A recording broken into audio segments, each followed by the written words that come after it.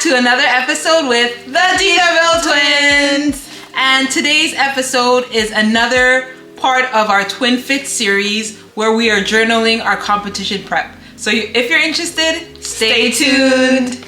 So we're just gonna get right into the update for this week. It was another interesting week, a lot of ups and downs, but we definitely stayed consistent in making sure that we hit the gym for this part of our training 5 times a week and doing cardio practically every day this week, just so that we got the step goal. And so specifically for me, as I said before, my step goal is 10,000 steps a week, and I think I hit that on every day except the Thursday, where that's my rest day, and I remember not feeling too well that day as well, so I had like 9,000 and something steps. So I ended up just trying to do more than the 10,000 on the Friday, and that ended up working okay. But for the workouts, again, I'm still trying to push myself, making sure that I increase my weights, especially in the lat pull downs. I'm increasing my weight. I think I'm still kind of lifting the heaviest lat pull downs that I've lifted before. So now I'm at around 110 for 10 reps, which is pretty heavy in my book. So I'm kind of proud of that one. And yeah, just continuing to push myself in any way that I can throughout this journey. Yep, and for me, I would say for my updates this week, my weight has still been pretty stagnant. I'm not seeing any much fluctuations on the scale, but that's okay. Like we mentioned in so many of our other videos, the scale is not the only marker for progress on this kind of journey. So I'm not really focusing on that. I'm focusing on being consistent in my meals, which I think I've been pretty consistent on. The one thing I would say is I was out of town for a little bit, so I had to purchase meals from a meal prep service. And particularly like their macros are usually really good. So I'd say a meal prep service, if you don't have the time, it's a really good option, but just be very particular on the quality of food that you're getting. So for the most part, it was fine. I just prefer to cook my own food, but I didn't have that option. And then in terms of my workouts and cardio, I'm very consistent on cardio. Mm-hmm. I'm able to get on that treadmill, like we mentioned, incline walk on the treadmill. I'm at about 6 days a week, and for 6 days a week I try to average 8,000 to 15,000 steps, which I've been pretty consistent in doing since I started this prep. So like it's kind of demotivating to not see the progress on the scale, but again, I know just the consistency is going to be a big thing. So just looking past what the scale is showing, and I can see that there's some definition in my upper body. For me, like my upper body will definitely show much leaner, quicker than my lower body, and I can see the leanness coming up in my upper body, so I can see progress is being made. So I'm not too worried about that. Yeah, and we're definitely gonna get more into some of one of the bigger tips in the next segment. We'll get into that because it looks at kind of a better picture on the stagnation and the weight loss that we're seeing, and just how we kind of tackle that on this fitness journey.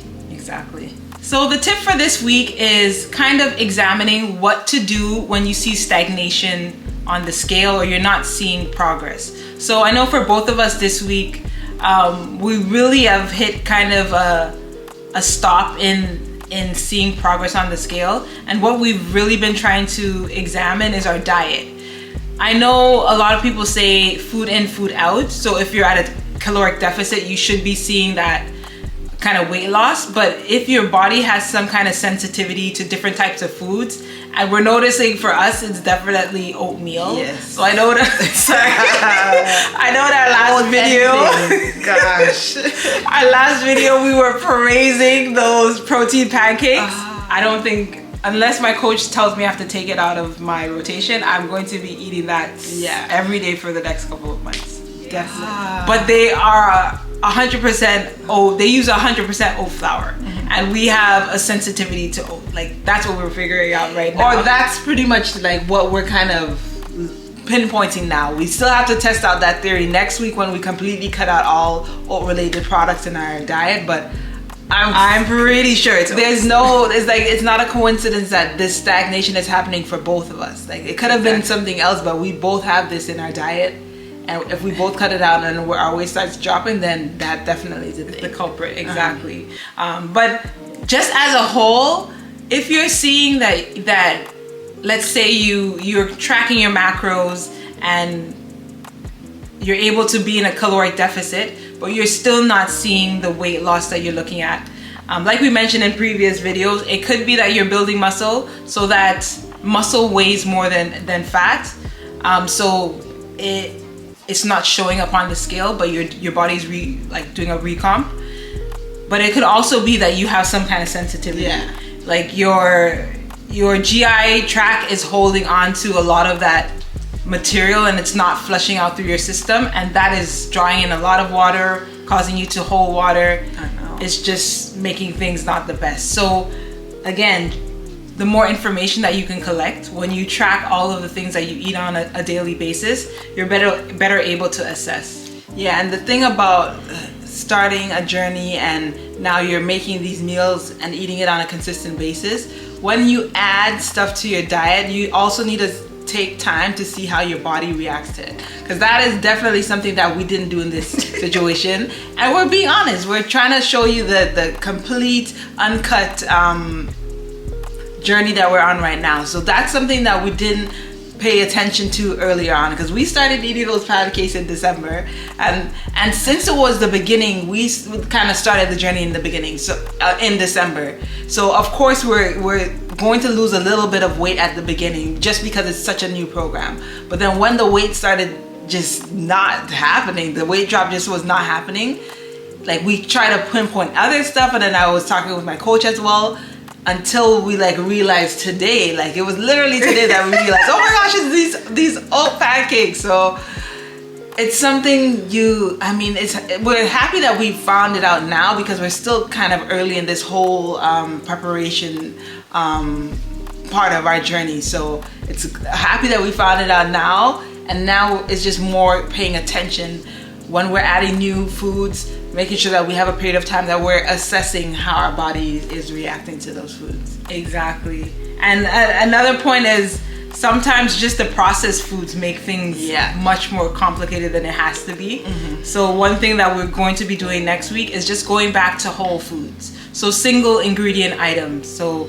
if it's potatoes, vegetables, bananas, fruits, like single ingredient items, because that eliminates your body is usually better able to digest those kind of foods anyways, and oats should be one of those things, but it's super processed. The flour-based oats, anything, it's just over processed. So yes, lesson learned. Lesson learned, and we're moving on. Exactly. So something that we mentioned in the last video is we want to be showing you our progress along the way. So we're gonna insert clips of our progress for, this is now week 2 of this journey. We had one in that first video that we did. We didn't have one in week 1, but consistently we're gonna add them in now. So this is Nicole's week 2 progress picture video.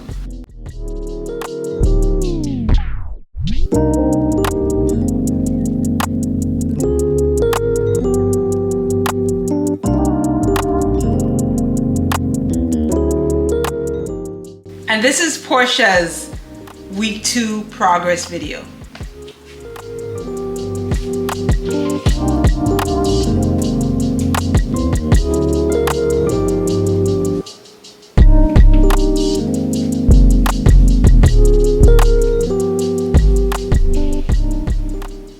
And our exercise of the week is hip thrust. So again, I know if a lot of females just are not focused, but a lot of work goes into building that lower body, especially the glutes. And hip thrust is an excellent exercise for targeting your glute muscles. Mm-hmm. Some of the key pointers for hip thrust is making sure you get the form down before increasing weight. Mm-hmm. And this is common for all of the exercises we mentioned. But super important for the hip thrust, because you could really end up with some lower back pains, some other aches and pains.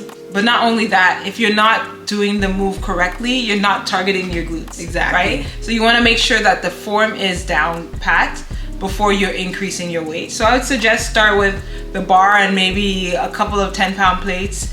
just gauge it based on what you think you're able to comfortably do for maybe 10 to 50 reps to begin with. Yeah.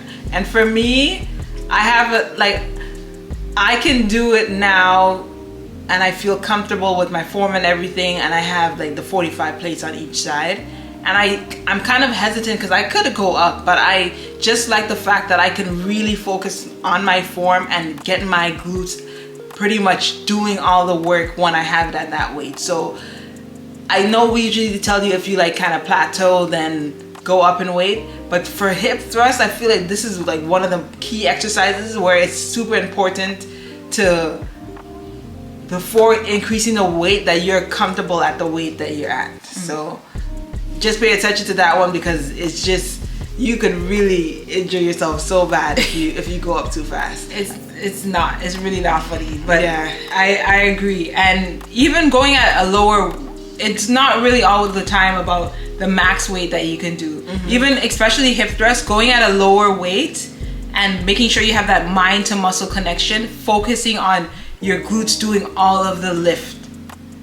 If you're at a lower weight, you're better able to control that, and you can feel your glutes more activated in comparison to going at a heavier weight, because you're sure that your glutes are fully activated at that point. So I would say, as you get more familiar with this exercise, you can play around with it. Do a couple sets at a lower weight, higher rep range, and then do a couple set at a higher weight and maybe a lower rep range, and see which do you feel your glutes are more activated. Yes, so if you do go to the gym and try out this exercise, please just let us know in the comments, and yeah, let's continue the discussion in the comments below. For this week's meal of the week, it's gonna be a pre-made Mediterranean couscous blend that you get from HEB. So we are kind of also addicted to this one just because it's so simple. Like, it's a frozen something that you keep in the freezer. I think each bag has like 3 servings, and you can pair it with like whatever type of meat you want. So we typically like doing it with some ground beef. The way that they tell you to cook is just put it in a frying pan, leave it in there for like 7 to 10 minutes, I think, and then that's pretty much it. But it's super, like, the flavors in that one is so good, and the macros for that as well, it's just complementary to whatever type of meat you put in. For sure. And I'd say, like, piggybacking on this meal idea is the idea of already made meals or frozen meals, frozen items, even frozen vegetables. I think a lot of the times, if you read the packaging and the ingredient list looks kind of okay, a lot of whole foods, not too much processed things, not too many things that you don't even know how to say the name of, it could be a good alternative, especially for people who don't have the time to spend hours and hours in the kitchen meal prepping. Yeah. If you want a quick idea, you can stop in the frozen food section and see if there are a couple of items that you can pick up and put together a meal that can take a couple of minutes, exactly. 20, 30 minutes tops. Yeah, so, and if you think of it, there is fast food, like you can go to a McDonald's, Chipotle, whatever, but this type of frozen food is also pretty fast too, because you just take it out of the freezer, pop it in the microwave or on the stove top, and it's pretty much good to eat. So it's just kind of like swapping one alternative for the next, if you want to have like the healthier option. So just something to think about as well. Exactly. So this final section is on comments and questions from our followers. So if you're interested in getting those questions answered on our videos, definitely make sure to leave a comment in any of our videos, and we'll come and address it in our weekly updates. But we did get a comment from Zainab, and they mentioned that they're getting into the gym for the first time and looking forward to some kind of beginner-friendly exercises. Yeah, strength training. So that's something, their goal for the year is doing strength training. And that is definitely something that we want to continue to push on the channel. We are in the process of recording more workout type videos, right? Exactly. So making sure when you go in the gym, what are things that you do before you start the exercise? How do you set up the weights? Those kind of videos, because for individuals who are already been in the gym, this is kind of second nature for you already. But if it's your first time going into the gym, you're not really sure what to do, right? And that's completely okay. Again, don't let that intimidate you or deter you from going into the gym. Exactly. But we want to make sure we create more content around that. So Zainab, definitely stay tuned. We have a couple videos coming out just for you. And anyone else who's interested. Yes. So that's it for today's video. We want to thank you so much for sticking around to the end. If you haven't done so already, could you please subscribe and make sure that you like this video? And also turn on your notifications. That's what it is. Turn on your notifications so you're aware when we make our next post. Exactly. But we really appreciate you for sticking around till the end of the video. And like always, we hope to see you in the next one. Bye!